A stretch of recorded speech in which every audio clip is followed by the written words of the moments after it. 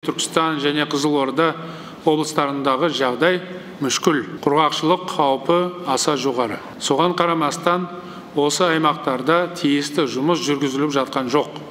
Сондықтан суды көп қажет ететін дақылдарды азайтып, құрғақшылыққа төзімді дақылдарды көбейту керек. Су үнемдейтін технологияны енгізу қажет. Ахуалды жақсарту үшін батыл әрекет жасау керек. Ең алдымен су үнемдеу технологиясын кең ауқымда енгізген жөн. Шыны керек, біз суды тым орынсыз жұмсаймыз. Судың да сұрауы бар.